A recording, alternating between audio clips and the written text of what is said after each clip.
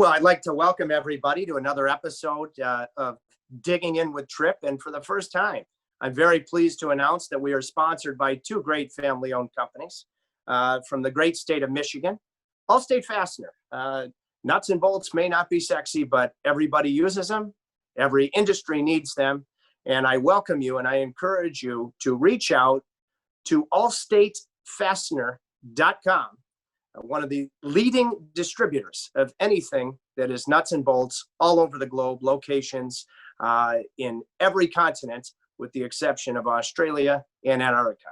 Allstate Fastener, a great sponsor and supporter of Digging In with Tripp, and also another family-owned company, strangely enough, the same family, Vintage Wine Company, an elite distributor of great wine in the state of Michigan. So you happen to live in Michigan, you have any commercial interest or need for God's nectar, I can tell you the owners of the company, Mike and Michelle Giorgio, have palates with regards to identifying great wine that would be on the same level as Robert Parker. That is the Vintage Wine Company. You can locate them online, VWCMI for Michigan. Thank you to our great sponsors, Allstate Fastener and the Vintage Wine Company, for their current and continuing support. Without further ado, I would like to announce, it's very exciting for me, my brother Tim Tracy, who has tremendous musical ability, has worked very hard to locate, with his love for Neil Diamond, a catchy tune that I hope and think you will like as one that will be everlasting for our show.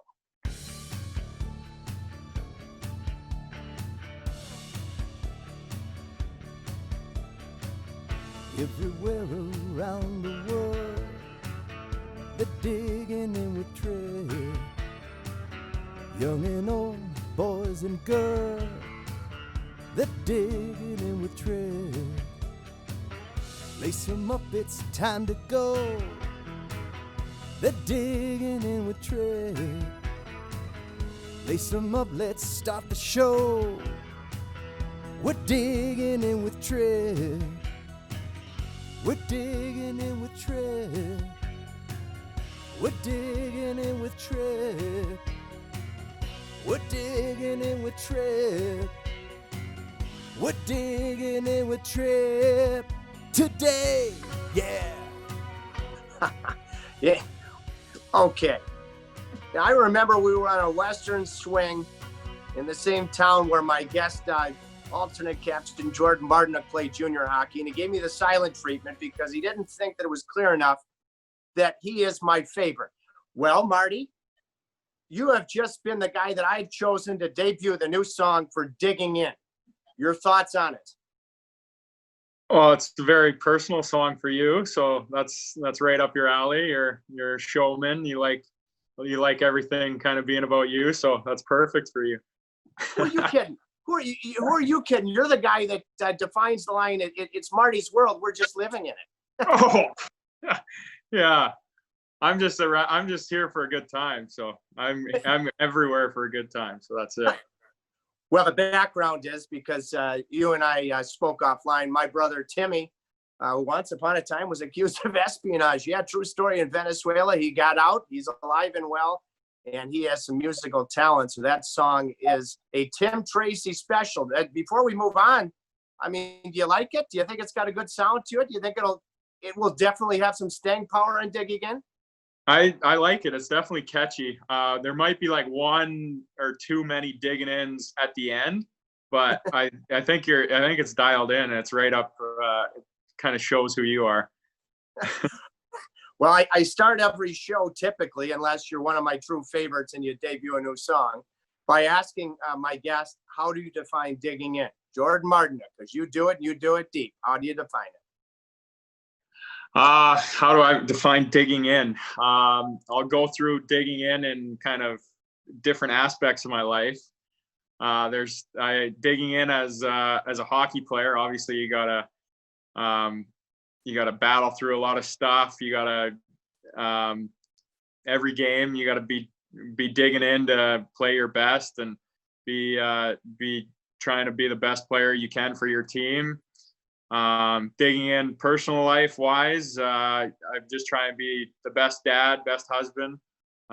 Just try and be better than I was the day before for those guys or for my wife and my son. And digging in friends wise, it's just never saying no to them. Try and be a yes man and just have fun doing whatever we're doing.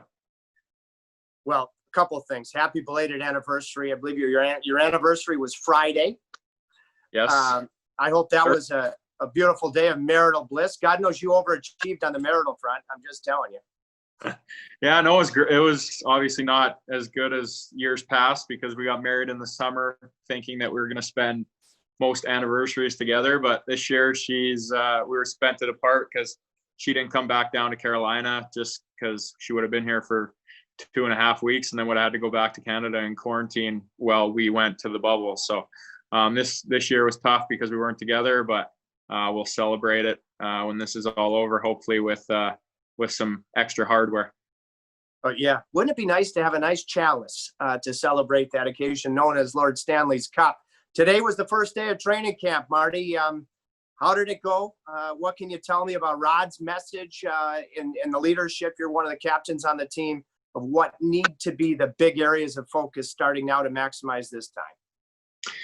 I think it went extremely well. The energy from everybody was at probably some of the highest levels I've seen with this team for sure. Everybody was screaming and yelling and raring to go, which was nice to see. And I think Roddy's message is just this is obviously going to be a unique experience, and kind of everybody's on level playing field right now. And he said he talked about the no fans thing is going to be a tough thing to overcome. So we're going to have to kind of create our own energy, our own juices, which I felt like today was a good step because everybody was into it.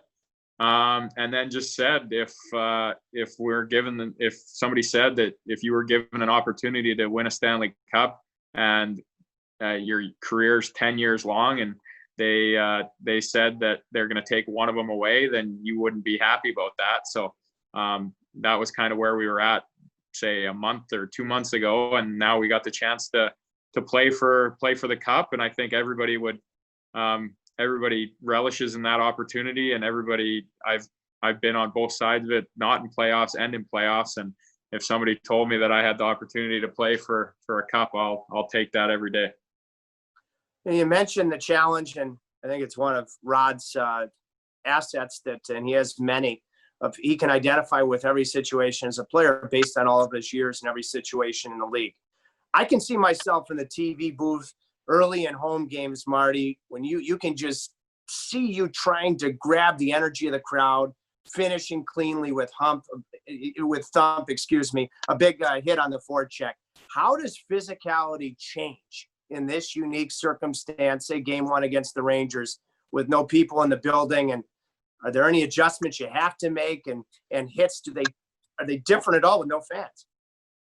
I feel like when there's fans, when you're in playoffs, the hits aren't, you're not going to hurt guys with clean hits. It's just the way it is. But if you hit guys constantly for 3, 4, 5, obviously the first series is 5 games, but if you're hitting guys consistently every game for the first 3, 4 games, and the 5th game, they're going back for a puck and they're not going to want to go back as hard because they know they're going to get hit. So I think the aspect of you having a big hit and it not, the reaction to it is going to be odd, but knowing that it's playoff hockey and that hit that you throw in the first game or the second game could impact the 4th or the 5th game. I think guys will still be juiced up knowing that maybe the one hit you throw in the first game could impact the rest of the series, which I feel like in the Washington series last year, it was mayhem out there a lot of the times, but I think it definitely took a toll on both teams, but we hung in there strong. I thought it was as physical of a series as I've seen, certainly that I've covered. And you were so valiantly playing on one leg. And you've now since had 2 core surgeries. I thought right before play was suspended, you were playing vintage Jordan Martinook hockey. Is it safe to say it's been a long road back and you always pay the price and you never complain if you're not 100%, but you truly feel 100% and you've made the complete return?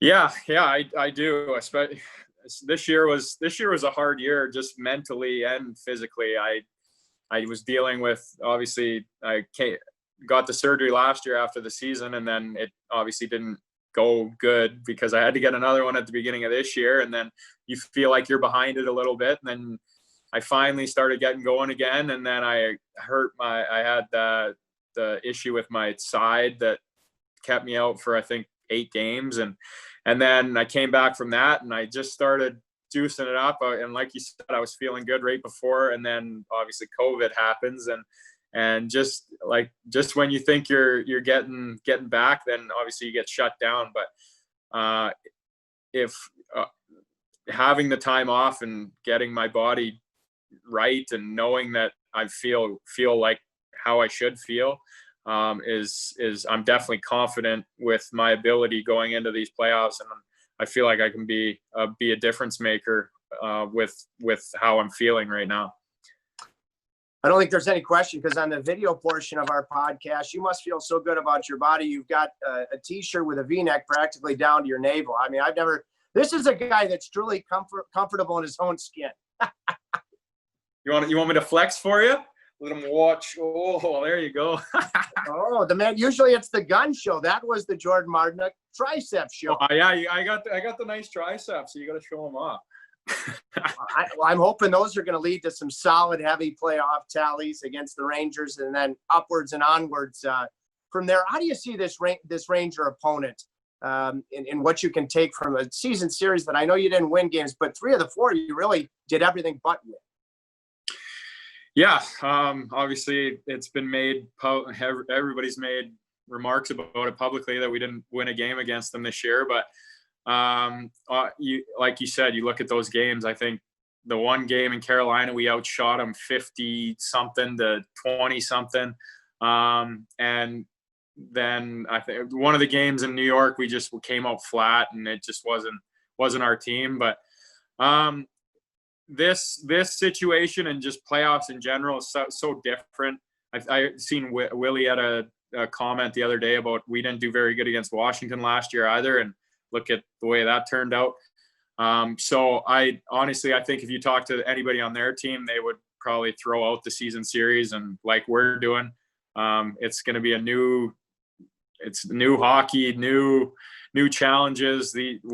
Both teams have been in the same position for the last 3-4 months. So it's going to be interesting. And I think we need to just play to our strengths. We'll play fast, we'll play physical, we'll play in their face. And obviously their goaltending was a major factor in our season series this year. So I think our emphasis is going to be getting bodies to the net, obviously do what we do with our D getting involved, and us having 8 healthy, strong defensemen is going to be a big key for us. And I'm excited for it.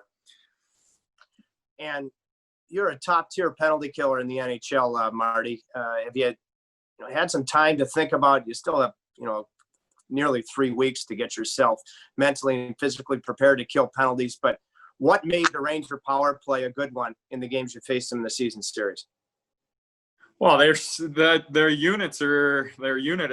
first unit is really skilled. You look at Panarin, he was an MVP candidate. Zabinajad after he came back from his injury, he turned it on and was probably going to win the Rocket Richard. So those two are so dynamic and look for each other a lot. And then they have Kreider in front, who's one of the better guys that can tip pucks and do his thing. And obviously they come with a lot of speed on the entries. So like any playoff series, you're gonna pre-scout your opponent. We'll make our adjustments, and obviously they'll try and make their adjustments. But it's going to definitely be unique because we have three weeks to prepare. Usually you only have a few days. So this one's definitely unique because you're probably going to know the teams inside and out by the time you get going. So yeah, they're dangerous, but I think with the right preparation and knowing a little more about them, we'll be up for the challenge. I miss seeing you on the plane because you're right behind me playing in one of the card games, and guy who plays right across the way is Brady Shea. Have you and Brady have already grown quite close. I believe you hit you maybe played golf the other day. Have you gotten a sense what this series against his former team means to Brady Shea? He hasn't dove into it too much, but whenever you're playing your former team, I know when I played Arizona, I get jacked up for those games, and obviously the circumstances for he just got traded, and then obviously the stoppage, and now we're playing his ex-team in the playoffs. That's got to be a lot on him, but I think he'll handle it fine. And if there's anybody that wants to win this, I think he's probably at the top of the list next to me. But yeah, he's going to want to win. I think we all want to win. So if he wants to lead the way and show us how he's going to play, then we'll follow him. Yeah, let me be crystal clear, as Jack Nicholson, a big Caniac Jack, has said in A Few Good Men. Let me be crystal clear. I'm not going to be in the bubble, but I want this series badly. And I mean badly, Marty. So I can trust you to deliver that message loud and clear. Well, I know how bad you like beating the Rangers because I experienced it firsthand last year on our road trip from the hotel to the rink. But you told a couple stories, loosened the boys up. Obviously, I don't know if they're PG enough for digging in, but yeah, you told some good stories and got the boys loosened up. And then we went and got rid of the Madison Square Garden curse. So I know how bad you like beating the Rangers.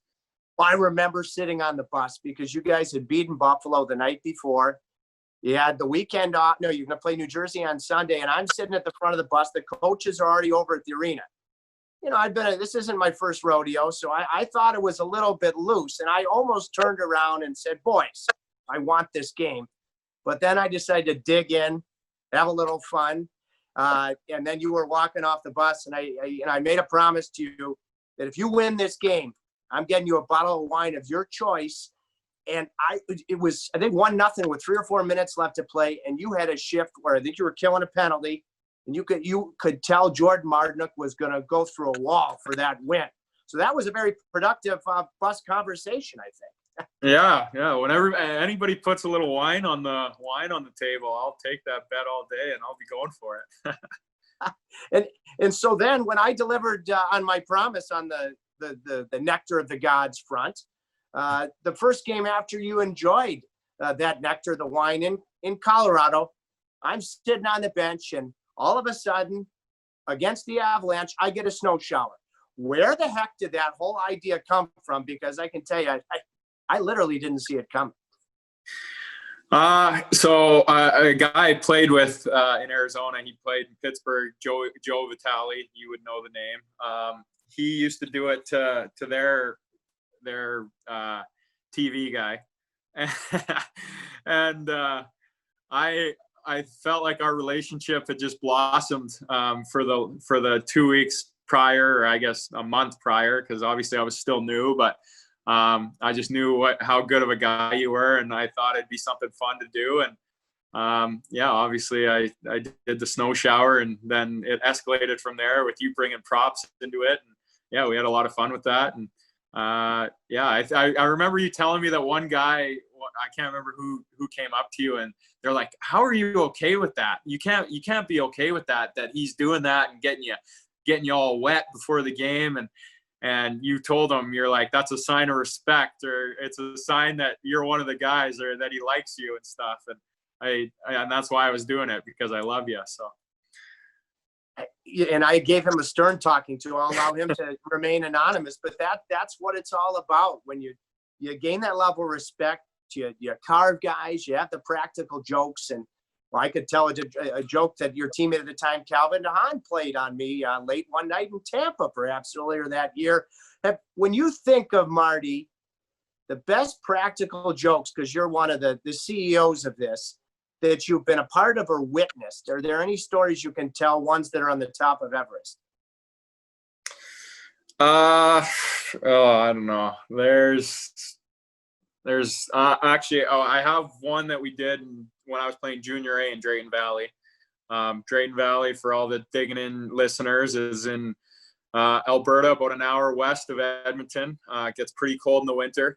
And this one guy on our team, he struggled picking up a pass, and our coach let him know it every day.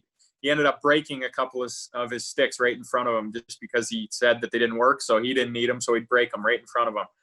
So the one day we took the little knob piece off his stick and we filled it with water, and then filled it, not the whole thing, but filled a little bit of it with water, and we put the plug back on, and then we left it outside overnight and then brought it back in. And the whole start of the practice, he's playing with this stick and it was frozen at the bottom, and he couldn't figure out what was going on. And then finally he took a shot and it broke, and ice came flying out of this thing. And that was one of the funnier ones I've been a part of. A couple I could tell you, but the receiver didn't appreciate it. So I'm going to leave those out. Well, when you think about, because you have all these new faces, I mentioned that a bunch of the guys, and you guys played golf the other day. Marty, to build that cohesive chemistry with the new faces right around the trade deadline, to make the group so tight that you'll go through a wall, to have that intangible that can lead to great success in the Stanley Cup playoff. What can you do, thinking safety first under this unique scenario of the COVID pandemic?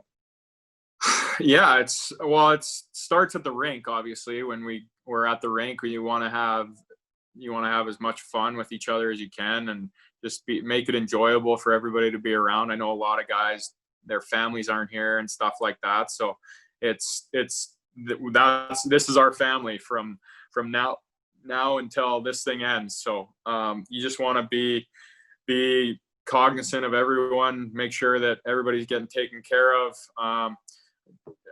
We're obviously, you plan some team event things. I think we're going to get a day off during this training camp. I think we're going to do like a big golf day for everyone. So that'll be fun. I think Captain Jordo offered up his COVID-free pool to anybody that wants to attend. So some guys will take him up on that. And it's just about spending time with each other and keeping each other safe. Well, just make sure if Jordan has everybody over at his pool that Mrazek doesn't show up in his Speedo. You know how those Europeans are. Well, and he's got to wear a shirt. Not because he's going to scare anybody off, because we don't want to see what's underneath. No, you and I, you guys were nice enough after the great run to the Eastern Conference Finals. I mean, I'm practically twice your age. You brought along your color analyst for a day and night in Miami. TV guy. Oh boy, did we have a good time. Wow, that was fun. But it was, I will tell you, it was hard looking at Mrazek in his swimwear. It was difficult, but I smoked a cigar and got through it. Shane Doan, he had a tremendous influence on you as a captain, a teammate with the Coyotes. What made him such a good captain, Jordan? I think it just goes back to how he treated people. I've told this story probably 1,000 times. He knew everybody's name at the rink. He knew the person that did security. He knew the Zamboni driver's name. He knew every security person on our way to our dressing room. And he'd take the time to shake every day coming into the rink. He'd shake their hand and ask them how he knew he cared about them. He cared about them enough to find out about who they were. And I just found, I couldn't believe that, and just respected it so much that he would take, and he's obviously a busy guy. He has four kids. And he's doing a ton of stuff. He's got a ranch. He's got all this stuff on the go, but then he'd take time to really find out about people. And he wasn't, I'm not saying you need to be a drinker, but he wasn't a drinker. He doesn't drink. But he would come, if we'd have a team party, he would be out till the very last minute, just because he wanted to hang out with the guys. And he'd drove guys home. He would he'd do anything for you, and I just respected him so much. Just the ability of him to connect and care about people. And the hockey part aside was one thing. He's a great player. He did a lot for Arizona and that franchise, but I think it all starts with how he cared about people. Awesome. So moving forward, I want to get to your two captains in Carolina. What impressed you most about Justin Williams' tenure as your captain last season?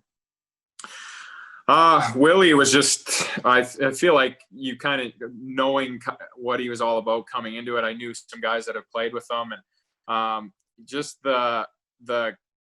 his like demeanor of everything that he does. It's just kind of like the calm, collective demeanor, which then when he gets mad, then you can, and I feel like Donor had that in him too. He was very calm, very collected, but then when he was pissed off and he yelled and screamed, you knew about it, which the same thing goes for Willie. When he came in and he was mad with us or not happy with us, then everybody kind of puckered up and you listened. And it's kind of like your dad getting mad at you, which was, you never want that. So I really admired that about Willie.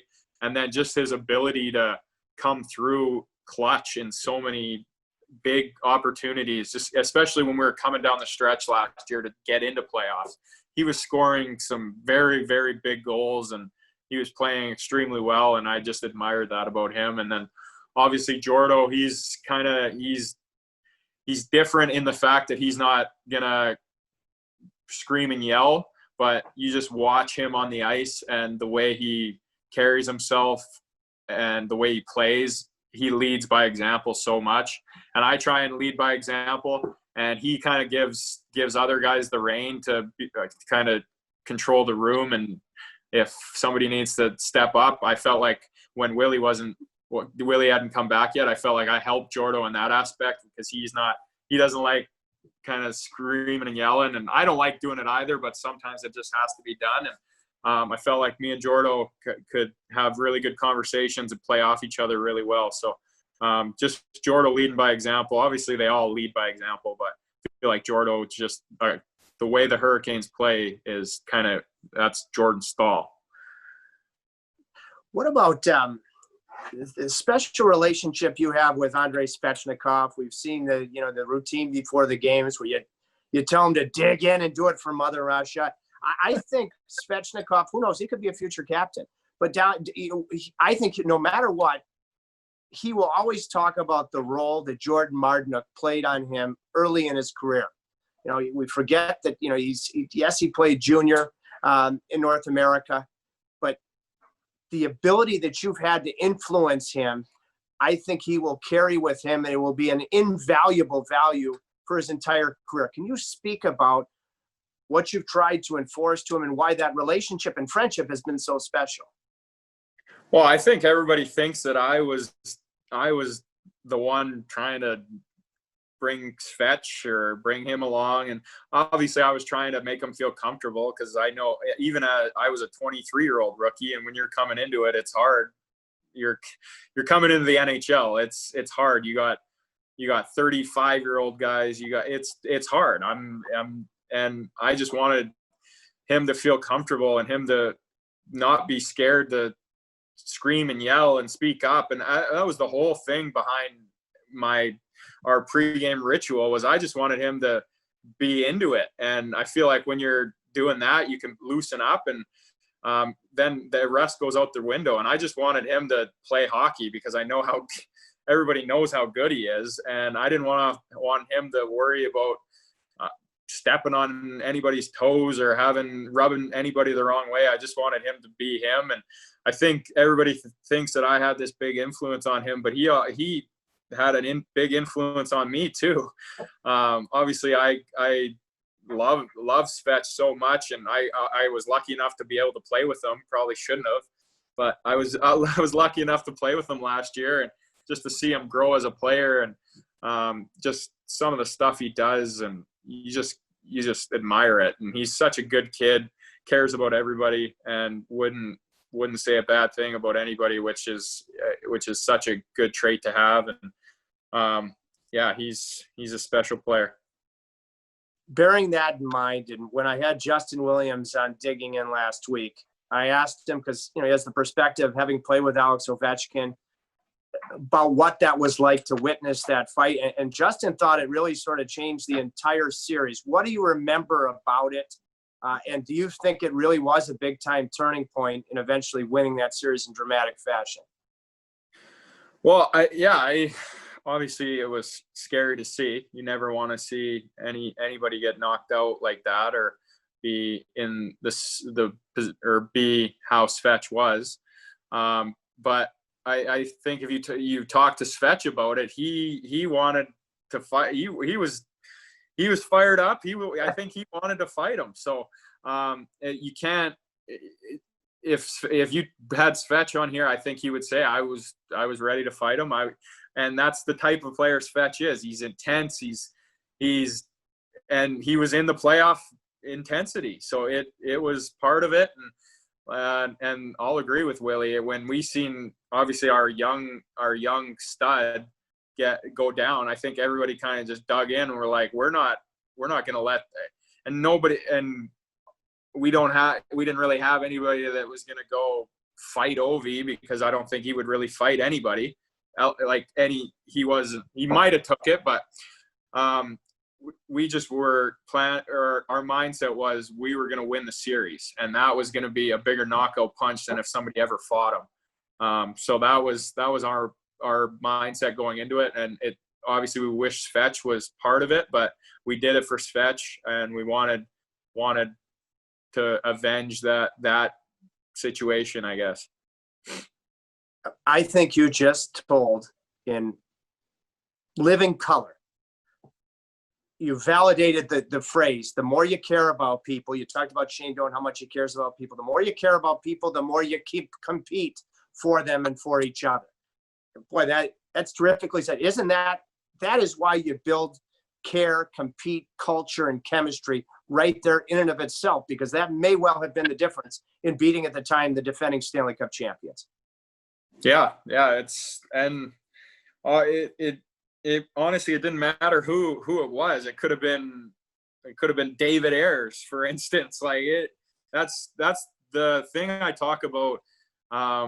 The Hurricanes, when everybody asks me, they're like, okay, what are you guys about? And they're like, what's the difference between, and I'm not saying that Arizona wasn't like this, but I feel like the culture between everybody in the organization here is something very special that is very hard to find. It starts from the top down. When you can have a phone conversation with the owner of the team, I think that's pretty cool. When you can throw jabs at the GM and have text conversations and have friendly little banter with the GM, that's pretty cool. When you can talk with the head coach and mess around with each other, that's cool. And and then obviously it just flows down, and the guys I haven't played with a bad guy here at all. Everybody's been unbelievable. So I feel like the culture that we've created in Carolina is second to none, and everybody cares about each other so much, and it's special. Well, one of those guys you mentioned, your head coach, Rod Brindamore, I know that you think extremely highly of your coach with the Coyotes now in Edmonton, the great Dave Tippett. And, Rod Brindamore loves you. You love him. Why were both of these coaches such good coaches in their own individual way? What characteristics do they share? I feel Tip was a good first coach for me coming into the league, because he was very intense. Obviously, you see him behind the bench; he doesn't really smile, but he would joke around with you. And Tip didn't talk to you a whole bunch, but he knew that I was the type of guy that needed a little reassurance now and again. So he'd come up to me every, 9 or 10 games, and he'd be like, "You're playing really good." And he'd just give me that little little confidence boost that I needed just to kind of validate that I thought I was playing good, but for him to come up and tell me that I'm playing good, it definitely helps out. And he was the type of guy that I was a little scared of. And I think it's not a bad thing to be a little bit scared of your coach. And obviously I'm scared of Roddy too, because he could rip my head off. But I feel like it's definitely it makes you respect them a little more. And it just, when they talk, you listen, you're alert, you listen. And as a first coach breaking into the league, he gave me a lot of rope, a lot of leash, which was nice. I was penalty killing from my first game, which is something not a lot of rookies get to do. And he trusted me in that and gave me a pretty good role there. And obviously Roddy, I've sang his praises a lot. He coaches like he played. He's intense. He's dialed in on everything, and demands a work ethic that he would do himself. So you can't really turn down the hard work, because he'll do it probably twice as much as you would. So it's he's just one of those guys that you just respect and admire for the way he prepares and takes his job, and that he cares about each guy.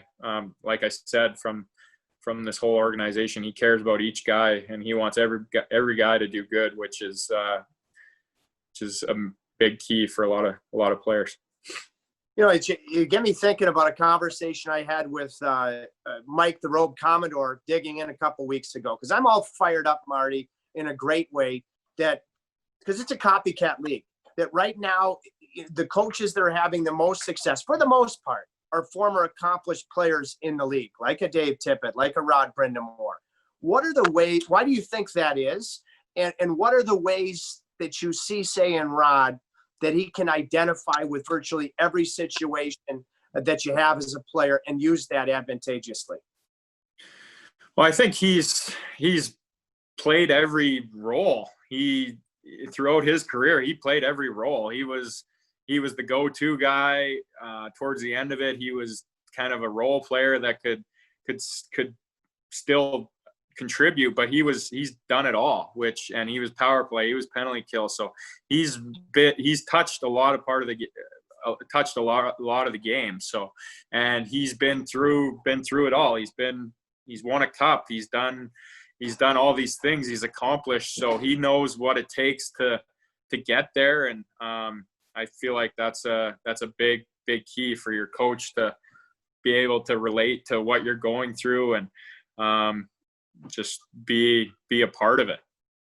I want to shift gears a little bit here. A couple of things from last year. You talk about Andrei Svechnikov and his bright future. Marty Natchez, he is another guy with a really bright, promising future. And I screwed this up on TV last year. I know his nickname is Junior. Mrazek loves to call him Junior. They just flew back across the Atlantic together. How did that all go down? Because obviously Marty was not available. How did this whole Junior thing take place, and the lore of hockey nicknames? Well, last year when I came, because Marty had been drafted already, and obviously I was a new, fresh face, so everybody was calling him Marty. So then I'd react to it, and I like being in on every conversation, so everybody would say Marty, so I'd be over there, and they didn't want to talk to me. They wanted to talk to Junior. So I said, this has got to change. I was like, we need to come up with a new nickname.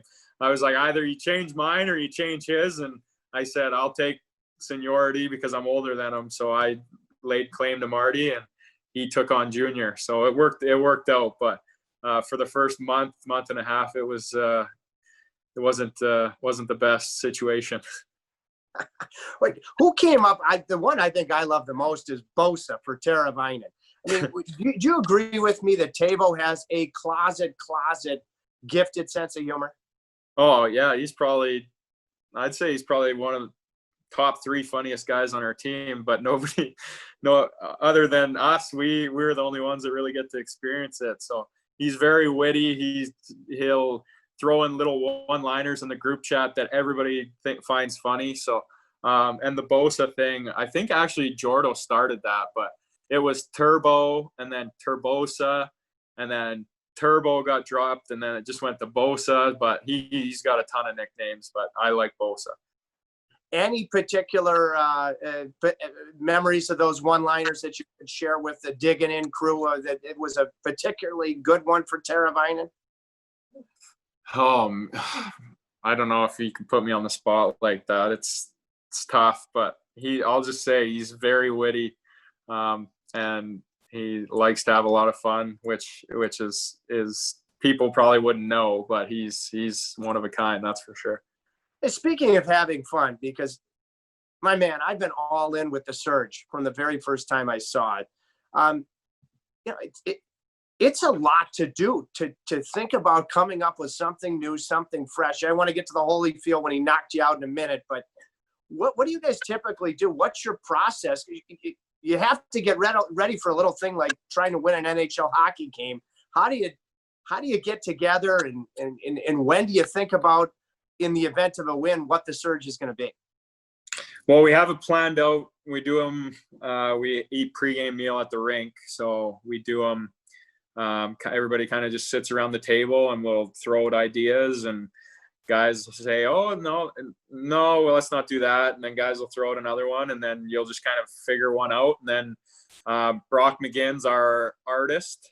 So if you have a position that you need to be in, Brock's our artist and draws out the diagram, and then he'll bring it or he'll take a picture of it, or he'll demonstrate it, which is unbelievable when he demonstrates it. But he'll take a picture and throw it in the group chat, and then he'll bring it to the rink, post it, and then that's it. Then you got to go out and win, and then everybody knows what we're doing, and then you go for it. Well, hang on. Brock, aka Thor, who happened to be on our exclusive Miami trip as well. Does he have artistic ability? I mean, like, can he draw? Does he have some hidden talent? Yeah, he's got his penmanship is some of the best I've ever seen. He's got a nice T9 word writing. He's beautiful writing. And then all the demonstrations. Oh boy, I wish I could get into those, but I'll stay away from that. How did everybody knows that you guys fit the phrase, you and Brock, brothers from another mother? Why do the two of you, seamlessly and quickly, you've built such a great friendship on and off the ice? Well, I was really good friends with his brother in Arizona. Me and his brother hit it off, and I visited his brother. They all live on the same lake in Ontario, so that was the first time I met Brock, was when I went and visited his brother in the summer. And obviously we like to have a good time, and we're having some drinks, and nobody can not like Brock. He's just he does whatever he's doing to the fullest, with a smile on his face, and never says no, which I like my yes man. I'm living with a fellow yes man right now, and Joel Edmondson, another great guy. And I just like guys that like doing whatever. So if they say yes, and I usually say yes, then we find common ground and have a lot of fun together. Well, you bring up, I think, a really pertinent thought, is Joel Edmondson, what a guy, so important to team chemistry. And what a year he's had. But, you go all the way back, another guy that was on our Miami trip, and we just about named them all now, was Justin Falk. And it was really tough for you to see Justin go, but you simultaneously recognize welcoming a new guy and Joel Edmondson, because I think it's relevant to now all the new face. Sammy Vodman, it was really his first practice with you today. How do you make a guy feel ultra comfortable when a trade like this happens? I think it's just, you just try and bring them up to speed and get them involved. And I feel like the hockey culture in general, it's an easy one to be a part of. You can jump into a new situation. It's not that hard, and I'll go back to the way I just think that we have a lot of good guys on our team, and it's not the most outgoing where you're going to have a bunch of team parties and stuff like that, but everybody just gets along so well, and you find your little niche of guys that are kind of like you and do the same type of stuff. And then that's it. And I feel like every guy that we've gotten has just kind of came into our team seamlessly. A couple things. Eddie, is he listening to us doing the digging in pod right now? Number one. Number two, who's cooking right now? Who's going to be cooking for the next couple of weeks? If he's there, hello to my man, Eddie, baby. Yeah, he's here. Yeah, he's here. Well, last night Eddie was doing a Zoom call, so I took over the cooking last night. But yeah, we've ordered some stuff. We cooked some breakfast. I cook a mean bacon, so I'll do the bacon, and yeah, we just kind of do whatever. It's been good. Canadian bacon or American? Oh, bacon's bacon. It's all in the way you cook it. Oh my God! Hey, listen, we'll have to have you dig in the future again to talk about. Throw it on a cookie sheet in the oven. It's the best bacon you'll have. Crispy and tender all at the same time. Temperature? Doesn't matter. I don't know if I can handle bacon right now, Marty, because I would really struggle on strength and conditioning coach Bill Burniston's body composition test.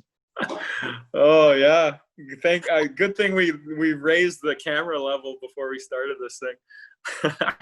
Well, no, it's you look like a turkey. Release. Your little neck looked like a turkey. Oh, come on. I was going to send out a press release because I've gone from having a washboard stomach with a little dirty laundry on it just to a simple washboard stomach. Getting back. Oh, you know what? Just thought about it. That Holyfield surge, which was my favorite one, was against Joel Edmondson's St. Louis Blues at the time. Because I remember you and I the next morning in Florida was a back-to-back. I mean, I was riding high. I thought it was so cool. What do you remember about planning that? Did you involve Evander the Champ in the whole planning stages? And then how did it feel to get that knockout punch from one of the great boxers in history? Well, that one, we had something else totally different planned. And then obviously we didn't know he was coming. So then Roddy told Willie that he was going to do a speech before the game. And then Willie had asked Mike Sunheim if he would want to be a part of the surge. And when he said, yeah, then Willie came up to me. He goes, you're going to be the main part of the surge tonight. And I was like, okay, well, what is it? And he's like, you'll see. And he didn't even tell me. So then I'm like, trying to do my warm up for the game. And I was like, why couldn't he just tell me? Now I'm thinking about this the whole time. And then Evander came in and did he did like a speech for us pregame. So then it clued in. I was like, oh boy, something's happening with this guy. And then we're going out for warm up, and Willie said, if we win, he's gonna knock you out. I said, okay. And obviously it's been known that I've had some acting or some drama in my days. So I had to play it up a little bit, and yeah, it was cool. I tell everybody, I wish I would have punched him first, because then I could have said I punched Evander Holyfield. Well, but that might have taken his intensity to a whole nother level. Yeah. I mean, then he might actually. In the moment when he was looking at you, before he delivered that haymaker, I mean, what are those eyes? I mean, you're staring down one of the greatest boxers in history. He'd be in the elite 4 or 5 for sure. Yeah, it was, and obviously it was a little before my time, but obviously you still know who he is. Tyson, Holy, like if somebody's saying boxers, you're probably saying Tyson, and then I would say Holyfield probably would be my next guy. So it was really cool. And then obviously after the fact, we all got pictures with him and shook his hand, and that the paws on that guy were humongous. So I can understand why he was such a good boxer, because those hands would hurt. Yeah, I know. I can identify with Evander. I have massive hands as well.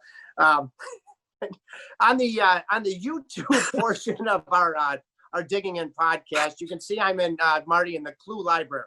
So I ask you, for those watching on video, with all these books in my library, what's the best book you've ever read? And then you can off camera ask your roommate, Joel Edmondson, as well. My hockey sweater. It's a children's book. I don't really read, to be honest with you. No, huh? No. I actually, when I was in junior, this skills coach I was working with, he gave me this book called Mind Gym. And it's just, it's like almost personal memoirs from a bunch of different athletes about how they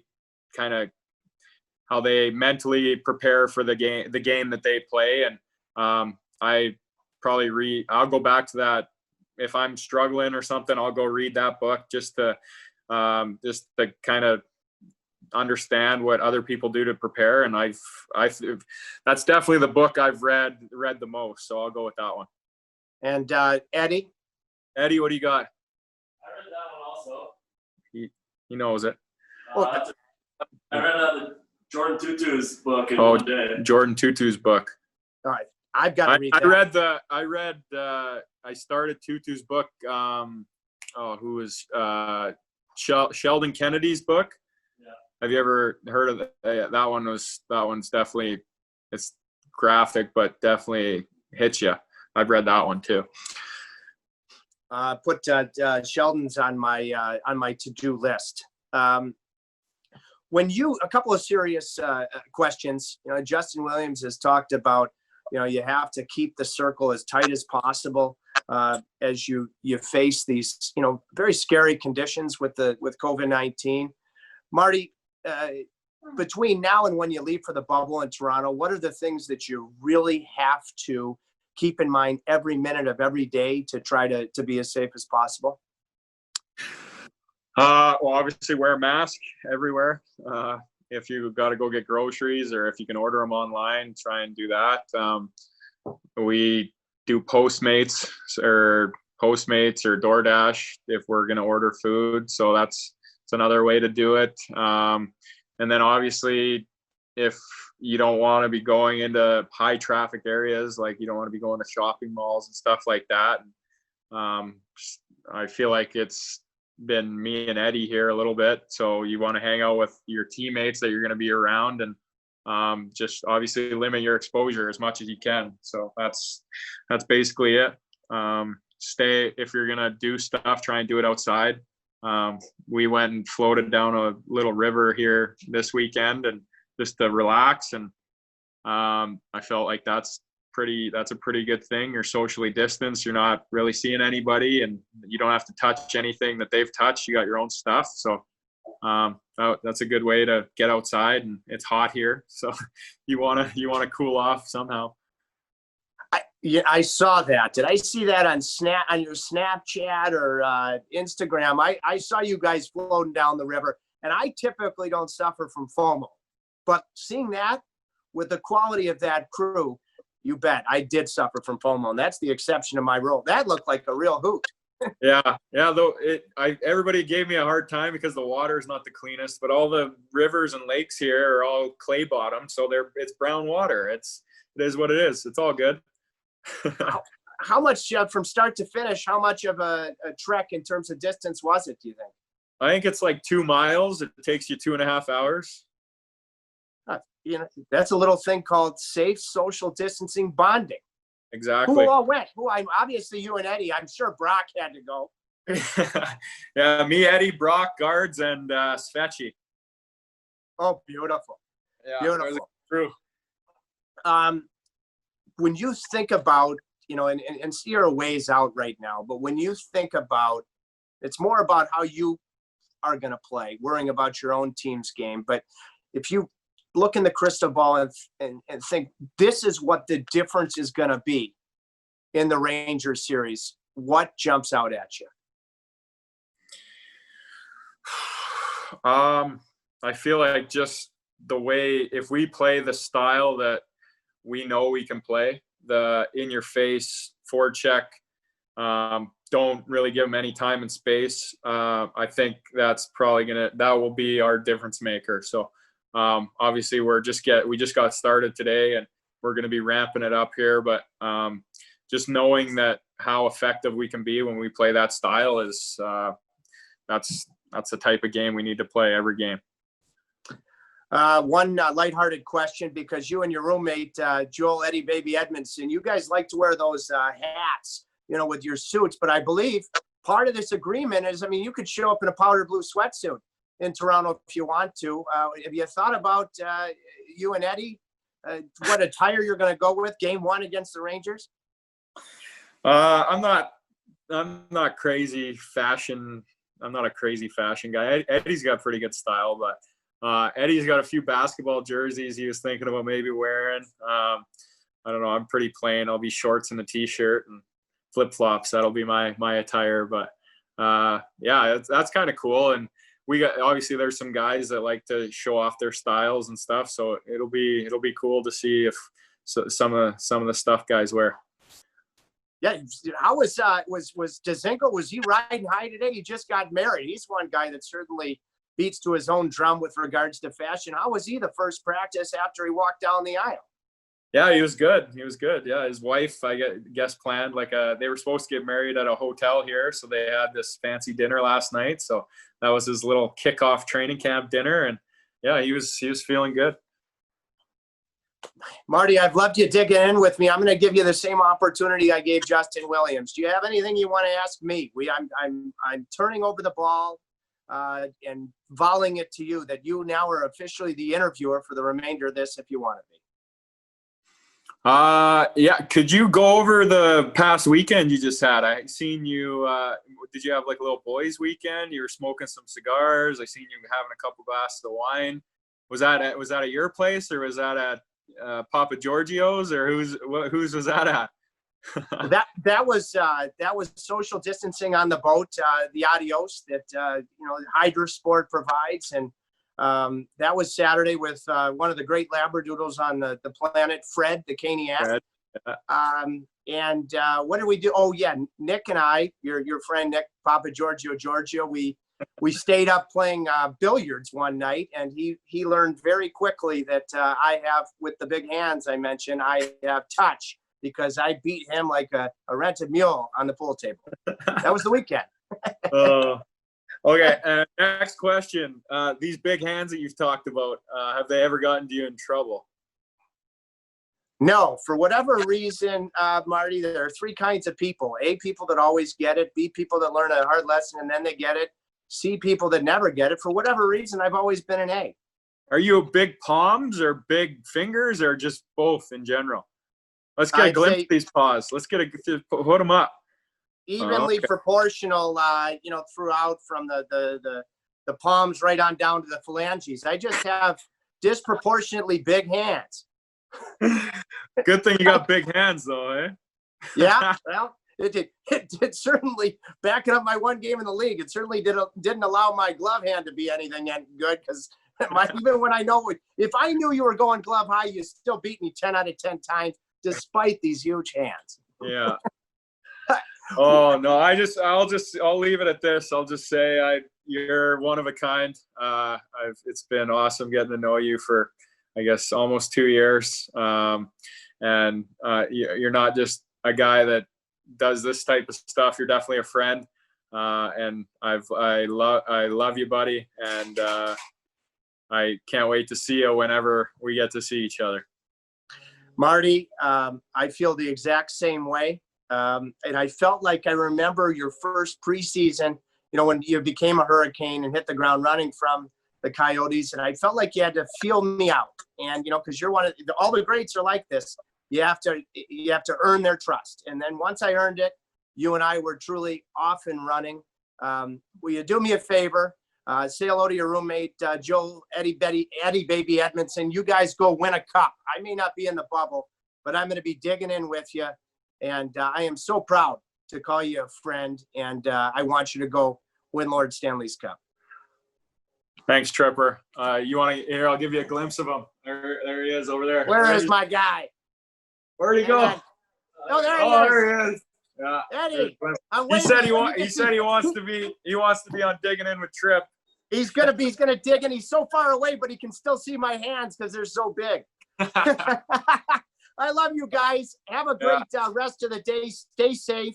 Maximize this camp so you can start things on time against the Rangers. Thank you so much. Thanks, Tripper. I want to remind everybody that you can locate us on Twitter and Instagram at DigInTripp. And we want you to be honest in your feedback. We are also available, aside from the audio portion of our podcast, we are available on YouTube as well. Thank you to the great alternate captain, Jordan Martinook, the occasional cameo from his roommate, Joel Edmondson, for joining us on Digging In. We're digging in with Tripp today, yeah. Today, yeah. Today, yeah. Today.